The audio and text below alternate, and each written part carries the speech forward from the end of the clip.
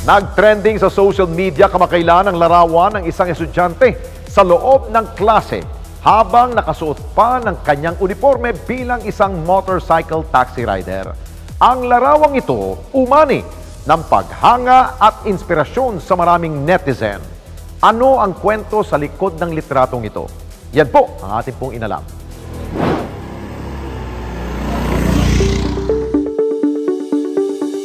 Hinahangaan ngayon ang isang estudyanteng lalaki matapos mag-viral sa iba't ibang social media platforms.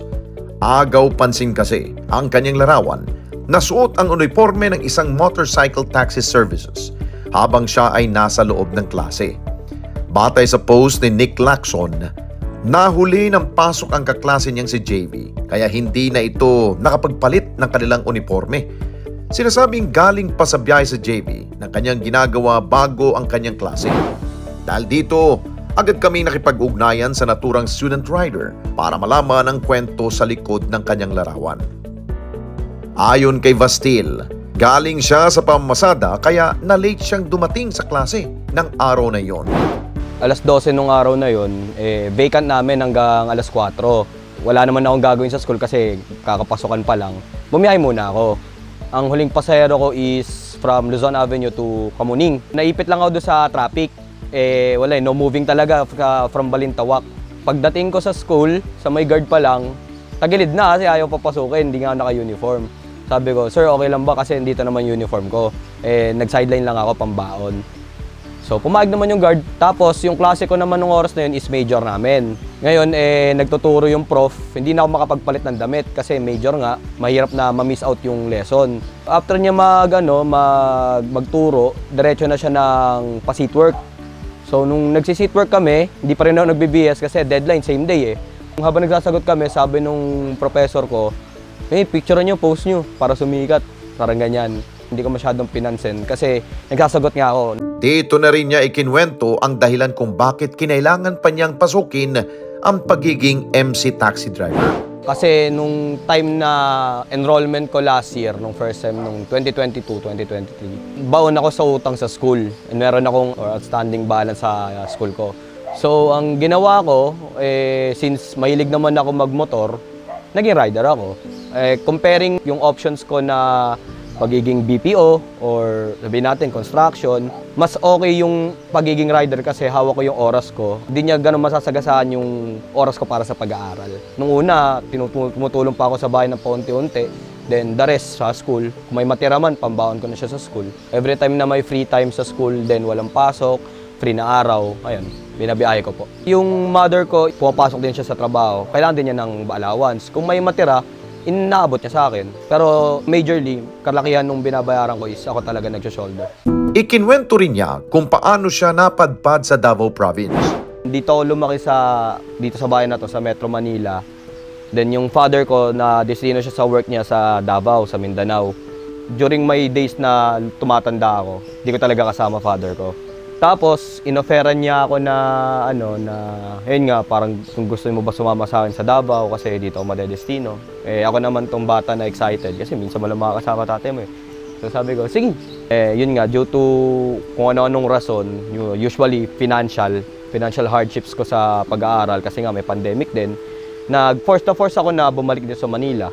Bumalik ako ng Manila 2022. Yung studies ko naman sa Davao, sa masasabi ko is above average naman siguro yung kasi nagtapos din ako ng senior high na 95 yung average ko sa University of Mindanao and consistent na nasasali ako sa DL, sa Dean's List and President's List ng college school ko doon. Since yung policy po namin sa Mapua Mindanao is top 5% ng program namin yung kukunin for scholarship and yung program po namin is kakaunti lang yung population, swertihan po kung makakuha ng scholarship. Swerte lang ako na there are 2 SEMs na nakakuha ko ng scholarship. Ngunit sa hindi inaasahang pagkakataon, kinailangan niyang umulit sa kanyang pag-aaral pagbalik niya rito sa Maynila. Nung nag-transfer ako pabalik po ng Metro Manila, una sinubukan ko mag-apply sa State U, sa mga state university. Kasi nga, hirap ako financially to pay for the tuition. Apparently, meron silang policy na if above second year, hindi ka na pwede mag-transfer. Nung that time, when electronics engineer, yung kinukuha ko, electronics engineering, sa options na meron ako, ang pinakamalapit and most practical choice for me is University of the East. So, ang akala ko nung una, after 1 semester of studying in the University of the East, if your grades are good enough or pasok na pa siya sa scholarship quota nila, magiging eligible ka for scholarship. When that time came, nung ako na yung nandun sa sitwasyon, nung tinanong ko yung office regarding sa paano mag-apply for scholarship, since nakapag 1 semester na ako, hindi pala siya ganun. So, ayun, naipit ako na di ako makapagbayad ng tuition fee ko. Nung sa dati kong school, na magto-third year na, halos iilan na lang yung na-credit na subjects. Since hindi nga sila same ng curriculum and offers ng subjects, kumbaga lumalabas na first year ulit ako nung nag-start ako. Sa totoo po, sayang talaga. Ang laki ng sayang na oras, na pera, na pagod, lahat sa unang school ko. Kasi andun na eh, kumbaga finish line na eh. Tatawid na lang ako, wala pa, di pa natupad. Aminado siya na dahil kumikita na, sumagi sa kanyang isipan na wag nang ituloy ang kanyang pag-aaral. Sa totoo lang, lagi po eh. Kasi nung nagsimula akong mag-VA, dun pa lang actually, sabi ko, ba't kailangan ko pa ng degree? Kumikita naman. Nung nagkaroon ng pandemic, nagkaroon ng problemang pinansyal, doon ko na-realize kung gaano kalaking bagay yung pagkakaroon ng degree or pagtatapos mo ng professional na kurso. Kasi iba, maliban sa kita, iba yung level ng respeto sa kanila ng komunidad. Sabi ko sa sarili ko na, eto, ba't di ko try, di ba? Kahit na alam ko namang mahirap, kahit na sumusuko na ako kasi paulit-ulit yung nangyayari sa akin na ganto ganyan. Sabi ko, tuloy ko lang. Kasi ang ganda eh, naiinggit ako sa mga, sabi natin lawyer, sabi natin doktor. Ang ganda, bigat ng pangalan na dala nila, naiinggit ako. So sabi ko, kahit mahirap, itutuloy ko.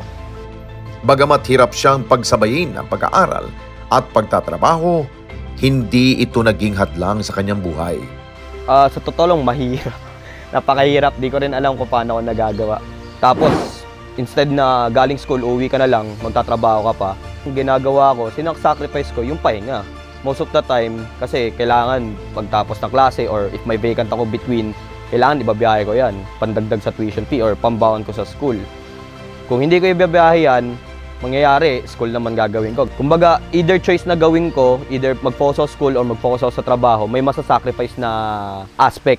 So, kailangan balansehin. As much as possible po talaga dapat sabay. Yun talaga yung goal ko na walang may iwan sa dalawa. Kaso, merong panahon na mas kailangan kong bumiyahe. Kasi, let's say na nagkaroon ng bayarin ng kung ano-ano. Laman ng wallet ko, 50. Babasok ako 1 linggo. Ano kakainin ko sa 1 linggo? Papagas pa ako. Minsan, may mga araw na di ako pumapasok para lang babiyahe muna ako. May mga ganun ho talagang panahon na kailangan ko muna isakripisyo yung pag-aaral para matuloy ko yung pag-aaral ko. Yung kita sa pagiging rider, ang masasabi ko is dependent yan sa kasipagan ng tao. As long as masipag ang tao and matyaga maghanap ng pasahero, talagang may maiuwi kang pera. Maraming yung beses na maabot sa talagang gipit ako, wala talagang malabas na kahit magkano. Na minsan umabot ako sa school, mga kaklase ko, kasi lunch, sabi natin lunch. Kakain sila, bano lang ako, sige, kumain na ako, magsasabi akong ganyan. Pero sa totoo lang, umiinom lang ako ng tubig buong araw eh. Wala kasi talagang malabas na pera eh, pero ganun talaga, laban lang. Nakausap din namin ang ina ni Vastil na si Remedios. Anya, bagamat masaya at hangang-hanga siya sa kanyang anak dahil sa nag-viral ang litrato nito, hindi pa rin maiwasang may kurot sa kanyang damdamin ang pinagdaraanan ni Vastil. Unang-una talaga naramdaman ko awa. Talagang yung may kumurot sa dibdib ko talaga na yung awang-awa ako sa anak ko. Na awang-awa ako pero sobrang proud ako na ganun siya. Kahit na sobrang busy siya sa pag-aaral niya, pagod siya sa pagtatrabaho niya, pero tuloy-tuloy siya araw-araw. Kahit nga nakikita ko siya, masama na pakiramdam niya, magpapabili siya sa akin ng gamot. Sabi ko magpahinga siya, pero tuloy pa rin siya. Kaya nung araw na nakita ko yun, talagang mangyak-ngyak ako nun. Yung makita ko yung post ng kaklase niya, na napicturean siya ng ganun. Sabi ko, napakaswerte ko na naging anak ko siya. Sabi ko, yung pagsisikap niya, magbubunga yan. Yan, naiiyak na talaga ako. Sobrang naiiyak ako kasi hindi ko magawang, yung unahin yung sarili ko para lang bumili ng mga gusto ko, ganyan. Dahil ang iniisip ko talaga, puro laging muna siya. Kasi nakikita ko yung naghihirap siya ng ganyan para lang makapag-aral. Kaya tuwing aalis yan, mag-ingat ka anak. Ganyan lagi ang sinasabi ko sa kanya. Love you. Pag narinig ko na yan, yung motor niya nandyan na. Yun, kampante na ako. Kwento pa niya, bata pa lamang si Vastil ay achiever na ang kanyang anak. Elementary, high school, hanggang Mapua Davao siya. Mapua Davao, top 1 siya talaga. Full scholar siya doon. And then yung dito na lang sa UE. Pero ang tataas pa rin ang grade niya. Talagang pinagbubutihan niya yung pag-aaral. Sabi ko nga, napakaswerte ko, nabigyan ako ng anak na katulad niya. At dahil sa kanyang dedikasyon na makapagtapos ng pag-aaral, ay talaga namang humanga tayo kay Vastil. Kaya't isang hindi inaasahang responde ang ating handog sa kanya. May konting tulong lang kami para sa iyo, para makatulong lang sa pag-aaral mo, sa sa studies mo. So, maliit na tulong lang naman yan para sa iyo. Sir, maraming salamat po. Deserve mo yan. Maraming salamat, sir. Malaking tulong to, sir. Kaya regardless na kung sabihin natin malaki o maliit to, malaking tulong pa rin to sa akin, sa sitwasyon ko. And sir, maraming salamat po. Bawat isa sa atin ay may pangarap na gusto nating maabot. At gagawin natin ang lahat, matupad lamang ito. Gaya na lamang ni Vastil na hindi pinanghinaan ng loob, nagsusumikap para harapin ang lahat ng mga hamon sa buhay at gawin itong inspirasyon para ipagpatuloy ang kanyang mga pangarap. Mga kababayan, salamat po sa inyo pong pagsubaybay sa Responde Mata ng Mamamayan. Para mapanood pa ang iba pa naming pagresponde sa ating mga kababayan, i-click lamang ang subscribe button at i-follow lamang ang Net25 social media pages at Net25 TV.